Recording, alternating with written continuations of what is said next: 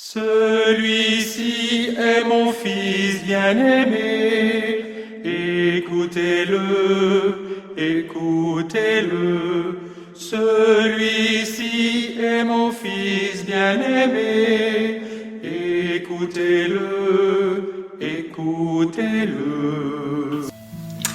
Bonjour, je suis très heureuse de vous retrouver à l'occasion de ce confinement. Je vous propose que nous allions ensemble apprendre à lire l'évangile de Saint Jean. Et pour cela, on va se servir d'un prétexte. Ce prétexte, c'est ce mystérieux personnage qui est présent dans l'évangile de Jean et que l'on appelle le disciple que Jésus aimait. Nous l'appellerons le Dégia. Ce Dégia, il n'apparaît qu'au chapitre 13 de l'évangile de Jean. Beaucoup d'auteurs identifient Saint Jean, donc rédacteur de l'évangile et disciple que Jésus aimait, à l'apôtre Jean, qui est le frère de Jacques et fils de Zébédée. Sa discrétion dans son propre évangile serait sa manière à lui de signer son évangile. Peut-être que vous vous souvenez que dans l'évangile de Saint Marc, à Gethsémani, il y a un jeune homme tout nu qui part en courant. On y a vu la signature de l'évangéliste Marc.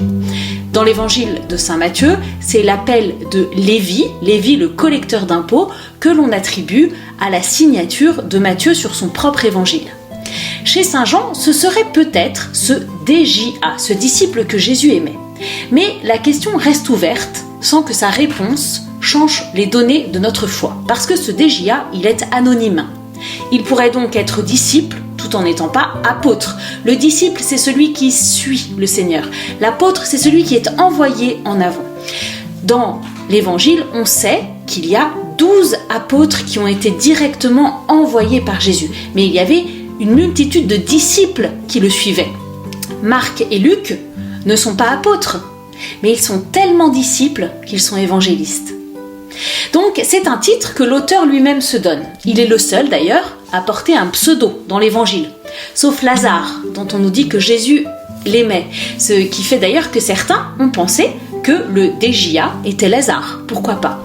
En tout cas, on ne voit jamais Jésus le lui donner, ce pseudo. Ce qu'on voit, c'est que Jésus aime beaucoup de monde, mais que ce disciple, il n'a aucun doute sur l'amour de Jésus pour lui, ni aucune jalousie sur l'amour que Jésus a pour les autres. En disant que le Dégia est penché sur le sein de Jésus, l'évangéliste veut nous dire que c'est un disciple qui demeure en Jésus. Il est son intime. Il est tellement intime à Jésus qu'il est même digne de recevoir Marie comme mère. Ce disciple est tellement proche du cœur de Jésus qu'il peut nous en révéler les secrets, comme Jésus a révélé les secrets du cœur du Père. C'est un surnom qu'on aimerait chacun porter. Pourquoi ne pas nous l'approprier ? Le Dégia, en fait, c'est chacun d'entre nous. On a tous un petit Thomas, un petit Jean et peut-être même un petit Judas qui dort au fond de notre vie spirituelle. Mais c'est aussi ça s'impliquer dans l'évangile, et dans celui de Jean en particulier. On va essayer de cueillir dans chacune des rencontres que Jésus fait dans l'évangile de Jean, ce qui fait la spécificité de cet évangile. Et on va essayer de s'en rassasier pour arriver à faire un portrait de ce disciple qui est sûr d'être aimé. Ce Dégia, dans l'évangile, il n'a qu'un seul souci, c'est cacher son identité. Il est effacé dans sa personne parce qu'il ne veut pas parler de lui. Il ne veut parler qu'à travers la personne de Jésus. Qu'est-ce qu'on sait de lui ? A priori, il est très proche de Pierre. On le voit souvent avec Saint Pierre. Saint Jean n'a probablement pas écrit d'un seul coup son évangile. Donc c'est l'évangile d'un disciple qui non seulement a reposé sur la poitrine du Seigneur, mais qui a porté sa parole dans son cœur, en son sein, toute sa vie, qu'il a médité. C'est un homme qui connaît très bien Jérusalem et la Judée. Il connaît les coutumes juives, il y a un enracinement juif très fort dans cet évangile. C'est un proche de Jérusalem. Sa manière de raconter le procès de Jésus est pleine de notations qui sont très précises. Comment peut-il être autant au courant ? Et puis, dans cet évangile, Saint Jean omet de parler de l'Eucharistie. À la place, il parle du lavement des pieds. Et puis, par contre, il fait un long discours à la Sainte Seine, un long discours sur le pain de vie. Dans l'évangile de Jean, il n'y a pas de Notre Père, pas de béatitude, pas de transfiguration, et il n'y a presque pas de parabole. Dans l'évangile de Jean, on ne voit jamais Jésus pratiquer un exorcisme, ni même des miracles. Il ne parle pas de miracles, il parle de signes. Cana, pour Saint Jean, c'est un signe. Et il y en a 7. dans la première partie de son évangile, dont 2 qui ne sont racontés par personne d'autre, le premier et le dernier, le miracle de Cana et Lazare. Cet évangile de Jean, il a 7 signes, 7 mentions du Dégia, 7 paroles en « je suis », 7 rencontres. C'est un évangile de l'attachement à la personne de Jésus-Christ. L'Église est bien plus discrète dans l'évangile de Jean. Elle est cachée dans les signes sacramentels qu'il va poser tout au long de son évangile. Les guérisons passent par l'eau, qui sera celle du baptême. Le pain multiplié va devenir l'Eucharistie. Les noces de Cana sont le signe de l'alliance, celui du mariage. Le pouvoir de pardonner est donné par le don de l'Esprit. Et enfin, la mission du bon pasteur, c'est par Saint Jean que nous savons qu'elle a été confiée à Pierre, après la résurrection. Donc cette façon d'utiliser un pseudonyme, ça serait comme une stratégie qui aurait pour but de nous rendre impossible son identification. Alors peut-être que c'est pour des raisons de sécurité. Vous savez qu'au moment de la passion du Christ, et puis ensuite après, au moment des persécutions, les disciples, ils ont plutôt cherché à se cacher. Peut-être aussi que c'est pour que nous nous impliquions spirituellement dans la recherche de son identité et que nous nous passionnions pour l'évangile. Peut-être que c'est pour des raisons ecclésiales. Parce que s'il était apôtre, peut-être qu'il aurait semblé d'office légitime s'il faisait partie des 12. Mais s'il ne l'est pas, s'il n'est qu'un disciple, peut-être qu'il a besoin de se légitimer. Un peu comme Saint Paul, qui aura à justifier ses enseignements, alors parce qu'il n'est pas apôtre, Saint Paul.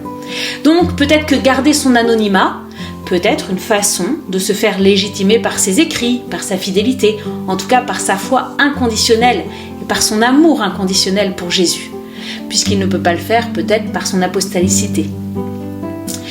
Et puis, s'il est apôtre, pourquoi emploierait-il 2 façons différentes de s'appeler ? Quelquefois Jean, quelquefois le Dégia, c'est pas logique. D'ailleurs, Jean, l'auteur de l'évangile, ne se fait pas appeler l'apôtre que Jésus aimait, mais le disciple que Jésus aimait.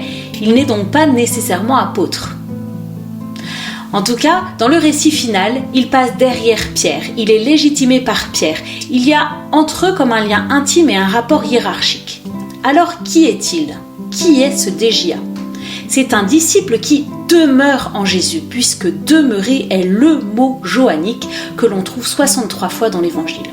Je vous propose que l'on se serve de ce prétexte pour aller rencontrer les différentes personnes que Jésus rencontre dans l'évangile de Saint Jean et pour petit à petit essayer de découvrir qui peut être ce Dégia, ce disciple que Jésus aimait.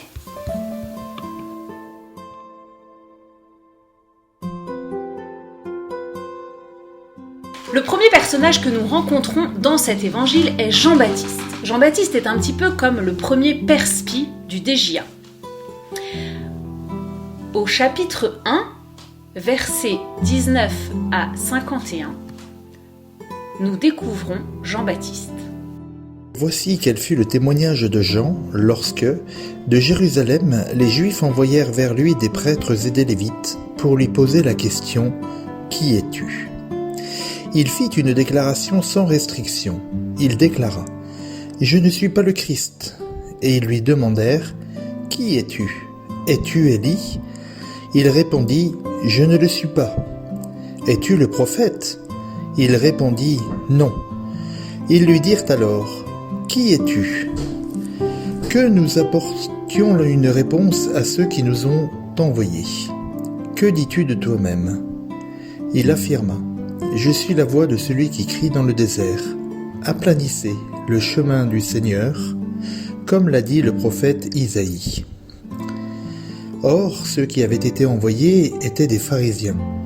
Ils continuèrent à l'interroger en disant « Si tu n'es ni le Christ, ni Élie, ni le prophète, pourquoi baptises-tu » Jean leur répondit « Moi je baptise dans l'eau. Au milieu de vous se tient celui que vous ne connaissez pas. Il vient après moi, et je ne suis même pas digne de dénouer la lanière de ses sandales. » Cela se passait à Béthanie, au-delà du Jourdain, où Jean baptisait. Le lendemain, il voit Jésus qui vient vers lui et il dit « Voici l'agneau de Dieu qui enlève le péché du monde. C'est de lui que j'ai dit « Après moi vient un homme qui m'a devancé, parce que, avant moi, il était. Moi-même, je ne le connaissais pas. Mais c'est en vue de sa manifestation à Israël que je suis venu baptiser dans l'eau. Et Jean porta son témoignage en disant : J'ai vu l'Esprit, telle une colombe, descendre du ciel et demeurer sur lui. Et je ne le connaissais pas, mais celui qui m'a envoyé baptiser dans l'eau, c'est lui qui m'a dit : Celui sur lequel tu verras l'Esprit descendre et demeurer sur lui, c'est lui qui baptise dans l'Esprit Saint. Et moi j'ai vu, et j'atteste qu'il est, lui, le Fils de Dieu.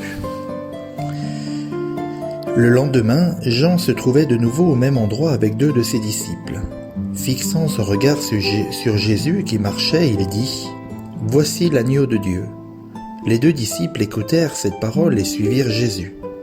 Alors Jésus se retourna, et voyant qu'ils s'étaient mis à le suivre, il leur dit : Que cherchez-vous ? Ils répondirent : Rabbi, ce qui signifie maître, où demeures-tu ? Il leur dit : Venez et vous verrez. Ils allèrent donc, ils virent où il demeurait, et ils demeurèrent auprès de lui ce jour-là. C'était environ la 10e heure. André, le frère de Simon-Pierre, était l'un de ces 2 qui avaient écouté Jean et suivi Jésus.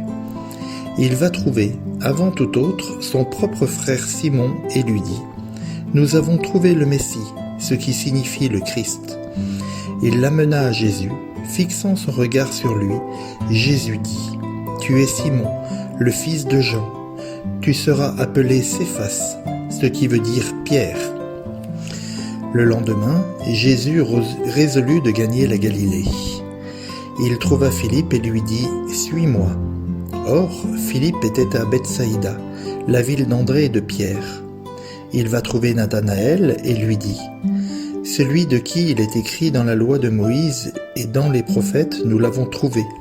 C'est Jésus, le fils de Joseph de Nazareth. De Nazareth, lui dit Nathanaël, peut-il sortir quelque chose de bon ? Philippe lui dit : Viens et vois. Jésus regarde Nathanaël qui venait à lui et il dit à son propos : Voici un véritable Israélite en qui il n'est point d'artifice. D'où me connais-tu ? lui dit Nathanaël. Et Jésus de répondre : Avant même que Philippe ne t'appelât, alors que tu étais sous le figuier, je t'ai vu. Nathanaël reprit : Rabbi, tu es le Fils de Dieu, tu es le roi d'Israël. Jésus lui répondit : Parce que je t'ai dit que je t'avais vu sous le figuier, tu crois ? Tu verras des choses bien plus grandes. Et il ajouta : En vérité, je vous le dis, vous verrez le ciel ouvert et les anges de Dieu monter et descendre au-dessus du Fils de l'homme. Jean-Baptiste précède toujours Jésus de 6 mois. L'évangile de Jean fait de Jean-Baptiste le premier témoin de Jésus. Les premiers versets décrivent comme un procès interrogatoire. Qui es-tu ? Qui amène Jean-Baptiste à refuser 3 titres, 3 figures. Je ne suis pas le Messie, le personnage royal qui est oint. Je ne suis pas Élie, qui a été ascensionné, mis en réserve. Je ne suis pas le grand prophète Moïse. Tiens, ces 3 personnages, le Messie, Élie et Moïse, ce sont les 3 personnages de la transfiguration. Un événement que saint Jean ne va pas nous raconter dans son évangile. Jean-Baptiste est aussi celui qui fait le pont entre l'Ancien et le Nouveau Testament. Il est le dernier du Premier Testament. Il se place dans la lignée d'Abraham et des prophètes. Il témoigne de l'Ancien pour nous amener au Nouveau. Ce témoin, lui, n'annonce pas des doctrines, mais il annonce une personne. Il mène à la vérité. Jean-Baptiste n'impose pas ses idées ou son mode de vie. Il croit à la force d'attraction de la vérité et à la liberté de l'accueillir. Il dit ce qu'il vit et entend. Il le dit sans peur, courageusement. Il témoigne plus par sa vie que par ses idées. Il n'amène pas à lui, mais à un autre. Et plus tard, il dira, au chapitre 3, verset 30, Celui qui vient du ciel témoigne de ce qu'il a vu et de ce qu'il a entendu, et personne ne reçoit son témoignage.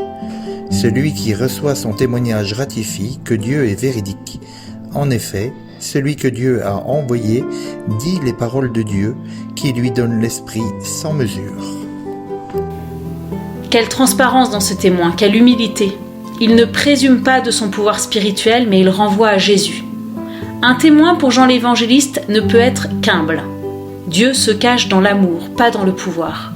C'est de lui que j'ai dit. Il faut qu'il croisse et que je diminue. Vous savez que c'est l'origine de la fête de la date de Noël. Le jour où le jour se met à croître devient la fête de la naissance de Jésus, tandis que le 24 juin, quand le jour se met à décroître, c'est la fête de la naissance de Saint Jean-Baptiste. Ensuite, versets 29 à 34. Le lendemain, 3 fois l'Esprit Saint est nommé. Le souffle de Dieu qui va reposer sur Jésus et même demeurer sur lui dans une stabilité. En liant ainsi l'Esprit et Jésus, Jean-Baptiste fait de Jésus le Messie et il lui donne 2 titres. Fils de Dieu, au verset 34, ce qui veut dire dans un premier sens, roi de la lignée davidique, il est fils de roi, car en Israël, Dieu seul est roi. Ce terme de fils de Dieu va évoluer pour dire progressivement dans l'évangile l'égal de Dieu. Et le deuxième titre, c'est agneau de Dieu. Quel étrange groupe de mots, un agneau de Dieu. Cela renvoie à des passages de l'Ancien Testament. La question d'Isaac au moment de son sacrifice, où est l'agneau pour l'Holocauste? Comme si Jean-Baptiste donnait la réponse en amenant les gens à Jésus. Et ce terme renvoie aussi au départ de l'Égypte. Le sang d'un agneau avait libéré les Hébreux de l'esclavage. Ce terme renvoie donc aussi à la Pâque, la mémoire de cette libération où les Juifs mangeaient un agneau. Il y a donc 2 figures, 2 réalités qui ne se ressemblent pas.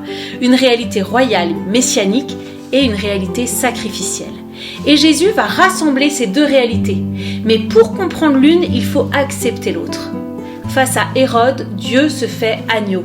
Il vient demeurer en nous comme un agneau caché, sous nos peurs, sous nos colères, sous nos violences, sous nos aigreurs, sous nos rébellions, qui peuvent être contre des personnes, qui peuvent aussi être parfois contre l'Église, contre le monde. Un agneau peut tuer le loup qui est en nous pour qu'on lui fasse confiance, pour qu'on n'ait pas peur de Dieu. Et telle est la première théologie du DJA. Il nous demande d'entendre Jean-Baptiste, lui qui prépare les chemins du Seigneur. Il nous demande dès le début de son évangile de ne pas séparer ces 2 réalités pour que la fin de son évangile nous soit plus claire. Et il y a 2 disciples qui entendent cela. Chapitre 1, versets 36 et 37. Fixant son regard sur Jésus qui marchait, il dit « Voici l'agneau de Dieu ». Les 2 disciples écoutèrent cette parole et suivirent Jésus. Et ils suivent Jésus pour demeurer en lui. Que cherchez-vous, leur demande Jésus. Telles sont les premières paroles de Jésus dans l'évangile de Jean. Comme un écho aux premières paroles de Dieu dans la Genèse. Homme, où es-tu? Le DJA nous présente Jésus qui veut des disciples qui le suivent librement. Que voulons-nous vraiment, nous demande Jésus. Quel est ton désir profond? Jésus entre ainsi en dialogue avec chacun de nous et nous lui demandons où demeures-tu, où vis-tu? Nous ne voulons pas une théorie, nous voulons être avec toi. Et Jean est celui qui nous dit « Toi aussi, tu peux trouver Jésus et demeurer en lui ». Jésus nous répond « Viens et vois », une expérience pour demeurer en lui. Vous savez que le mot « demeurer » revient 63 fois dans l'évangile de Saint Jean. Ils virent où ils demeuraient, non pas géographiquement, puisque le Fils de l'homme n'a pas où reposer la tête, mais spirituellement, Jésus demeure en son Père. Il demeure en sa présence. Il en est la présence réelle. Pour être un disciple aimé de Jésus, disciple que Jésus aimait, il faut cette expérience d'un demeurer avec lui. La foi naît d'une rencontre, pas d'un savoir seul. Le vrai DJA est même celui qui repose sur la poitrine du Seigneur, qui passe du temps avec lui et avec sa parole. Enfin, au chapitre 1, versets 43 à 51, Le lendemain, Jésus résolut de gagner la Galilée. Il trouva Philippe et lui dit « Suis-moi ». Or, Philippe était à Bethsaïda, la ville d'André et de Pierre. Il va trouver Nathanaël et lui dit « Celui de qui il est écrit dans la loi de Moïse et dans les prophètes, nous l'avons trouvé. C'est Jésus, le fils de Joseph de Nazareth. » De Nazareth, lui dit Nathanaël, peut-il sortir quelque chose de bon? Philippe lui dit, viens et vois. Jésus regarde Nathanaël qui venait à lui et il dit à son propos, Voici un véritable Israélite en qui il n'est point d'artifice. D'où me connais-tu ? lui dit Nathanaël. Et Jésus de répondre, avant même que Philippe ne t'appelât, alors que tu étais sous le figuier, je t'ai vu. Nathanaël reprit, Rabbi, tu es le Fils de Dieu, tu es le roi d'Israël. Jésus lui répondit, parce que je t'ai dit que je t'avais vu sous le figuier, tu crois, tu verras des choses bien plus grandes. Et il ajouta, en vérité, je vous le dis, vous verrez le ciel ouvert et les anges de Dieu monter et descendre au-dessus du Fils de l'homme. C'est le 4e lendemain. Jésus s'efface devant l'agneau Messie. Jésus prend sa relève. Jean-Baptiste s'efface devant l'agneau Messie et Jésus prend sa relève. Et là, il trouve Philippe. J'aime bien qu'il le trouve et pas qu'il le cherche seulement. Et Philippe trouve Nathanaël en l'invitant par les mêmes mots, viens et vois. La foi naît bien d'une expérience et d'une transmission, pas d'une démonstration. Et elle s'entretient aussi avec cette expérience que nous renouvelons dans nos vies. Philippe, qui était sous le figuier, qui a été vu. Jésus est dans l'Ancien Testament, pas dans le figuier. Vous savez que être sous le figuier, c'est une expression dans le monde juif qui veut dire étudier la parole de Dieu, étudier la Torah. Jean nous fait ici découvrir que Jésus est la parole de l'Ancien Testament qui s'est faite chair. Le Verbe fait chair, la parole incarnée. Jésus n'est pas le Père, il est la parole de Dieu, la parole du Père en humanité. Ce qui fait de Jean-Baptiste le plus grand parmi les enfants des hommes, à mon sens, c'est d'avoir accepté de changer son image de Dieu et de s'être laissé bousculer. Celui-ci est mon Fils bien-aimé, écoutez-le, écoutez-le. Celui-ci est mon Fils bien-aimé, écoutez-le, écoutez-le.